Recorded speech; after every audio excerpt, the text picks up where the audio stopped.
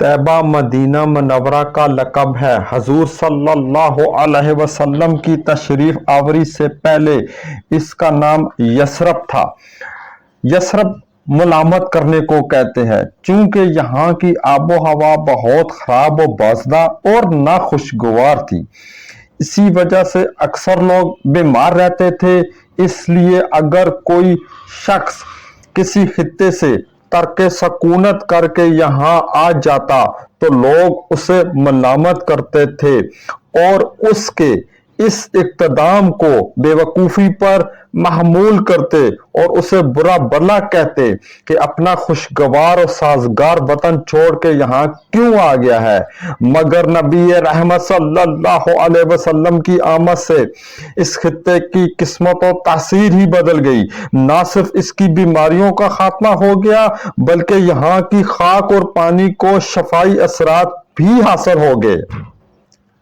مدینہ منورہ کے فضائل و مناقب بے حد و بے شمار ہیں جن کا شمار ممکن ہی نہیں ہے، کیونکہ اس سرزمین پر سرکار دو عالم صلی اللہ علیہ وسلم کی تشریف آوری، مستقل رہائش، پہلی اسلامی ریاست کا قیام، دنیا میں حق کی تبلیغ و ترویج کا مرکز و محور، مسجد نبی صلی اللہ علیہ وسلم، روضہ عطر، ریاض الجنہ، 10,000 صحابہ کا مسکن، جنت البقیع اور احد کا پہاڑ، وہ مقدس و متبرک عظیم مقامات ہیں کہ جنہوں نے مدینہ منورہ کو دنیا میں سب سے زیادہ محبوب و اشرف بنا دیا ہے۔ اللہ کے محبوب نے اس شہر جانا کے لیے دعا فرمائی، اے اللہ مدینے کی محبت ہمارے دلوں میں مکے کی محبت سے بھی بڑھا دے۔ ایک اور جگہ دعا فرمائی، اے اللہ مدینے میں مکے سے دگنی برکت عطا فرما۔ اس بیان کرتے ہیں کہ حضور صلی اللہ علیہ وسلم نے فرمایا مدینہ حرم ہے، فلاں جگہ سے فلاں جگہ تک، یعنی جبل عمر سے جبل سور تک اس حد میں کوئی درخت نہ کاٹا جائے، نہ کوئی بدعت کی جائے، اور جس نے بھی یہاں کوئی بدعت نکالی تو اس پر اللہ تعالیٰ، تمام ملائکہ اور انسانوں کی لعنت ہے۔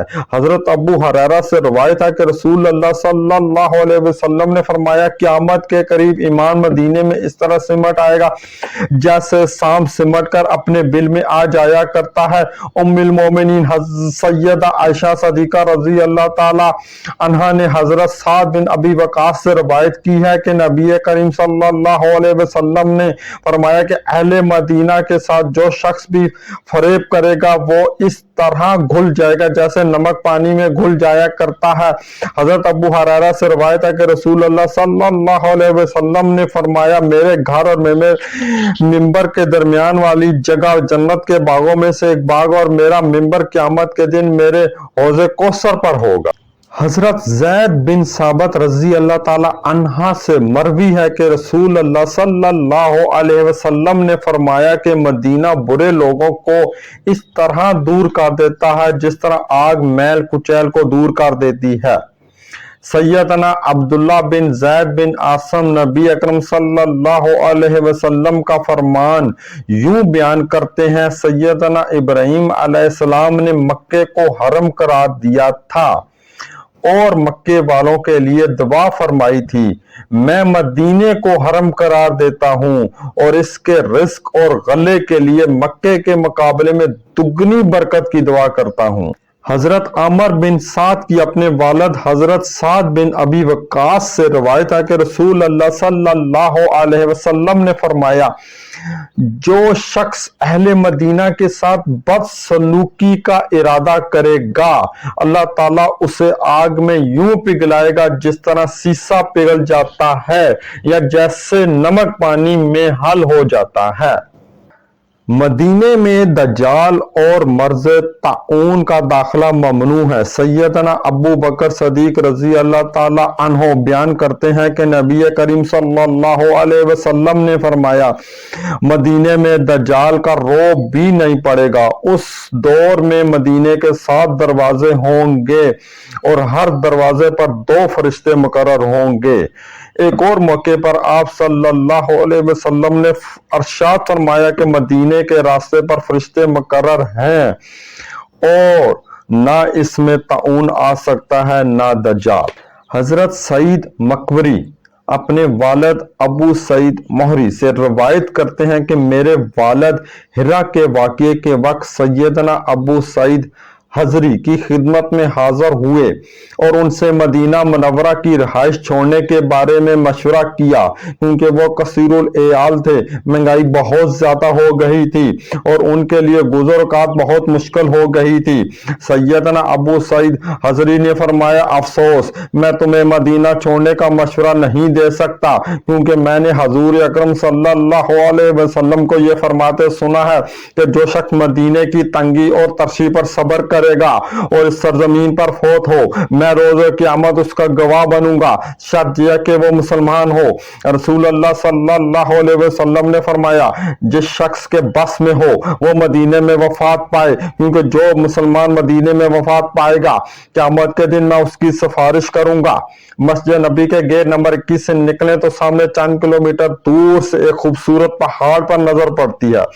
यही वो अजमत वाला पहाड़ है जिसके बारे में अल्लाह के नबी सल्लल्लाहु अलैहि वसल्लम ने फरमाया, जबले ओहद हमसे मोहब्बत करता और हम इससे मोहब्बत करते हैं।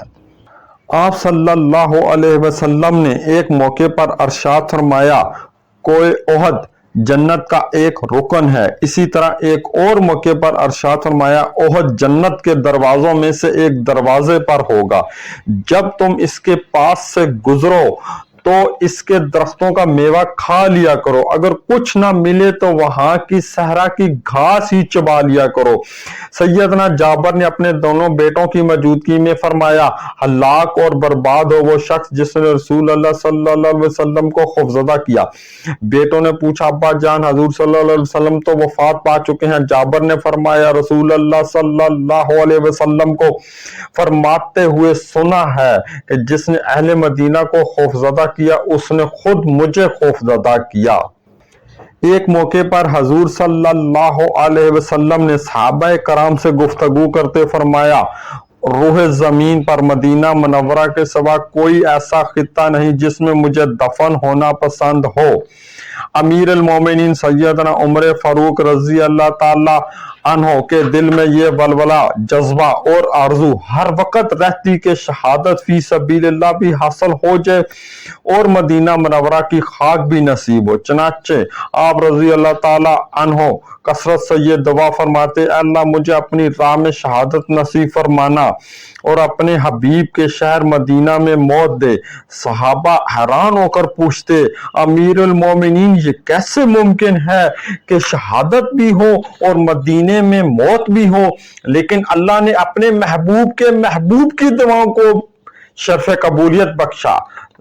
26 ज़िलहज 23 हिजरी नमाज फजर के दौरान अबू लूलू फेरोज मजबसी ने जहर से बड़े खंजर से हमला करके आपको जख्मी कर दिया। यूं आपकी मदीने में शहादत की आरज़ू पूरी हो गई और फिर पहलुए नबी सल्लल्लाहु अलैहि वसल्लम में दफन होने की ख्वाहिश भी अल्लाह ने पूरी कर दी।